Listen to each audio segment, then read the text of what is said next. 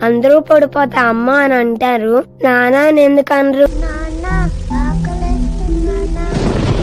నాకు ఏ కష్టం తెలియకుండా పెంచాడు మా నాన్న. రై, ఇవాళ పరీక్షలు కదా, వెళ్ళి దేవుడికి దండం పెట్టుకురండి. ఏంట్రా ఇది? నాకు దేవుడు నువ్వే నాన్న.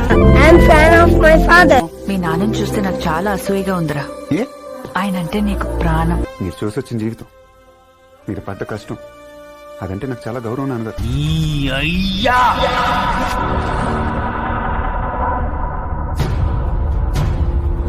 మీదకొస్తున్న మంటల్లో పెట్రోల్ పోయడం ఎంత తప్పు, వీణ్ణి నీ అయ్యా అనడం అంతకన్నా పెద్ద తప్పు. తల పగిలిపోవాల్సిందే. మీ బాబు కాదు, మీ నాన్న. ఆయన గురించి మాట్లాడేప్పుడు కొంచెం ఆలోచించుకుని మాట్లాడండి. నాన్న తప్ప వేరే ఆస్తి లేదు మాకు. నానంటే ఓ మర్చిపోలేని జ్ఞాపకం.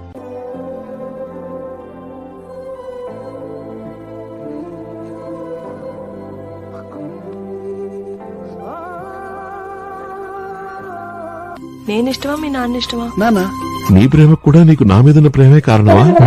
మా నాన్న అంటే నాకు చాలా ఇష్టం. గర్ల్ ఫ్రెండ్ లాగా గంటకోసారి ఫోన్ చేసేవాడిని. మా నాన్నంటే అంటే నీకు నాకన్నా మీ నాన్న ఎక్కువైపోయారా? ఏ పిచ్చా నీకు? నాన్నెక్కువ ఏంటి? ఎక్కువే. ఎవరి ప్లేస్ వాళ్ళకుంటది.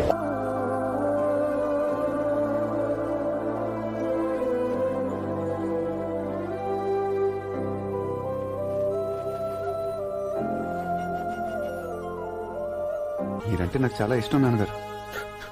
ఇష్టం కూడా కాదు నాన్నగారు, ప్రాణం. కన్న తండ్రి మీదకి ఎవడొచ్చినా, ఎందుకు వచ్చినా, ఎప్పుడు వచ్చినా, ఎలా వచ్చినా అడ్డంగా తిరగబడేవాడు ఉంటాడు. ఆడే కొడుకు. నువ్వు నాకు ముఖ్యం నాన్న.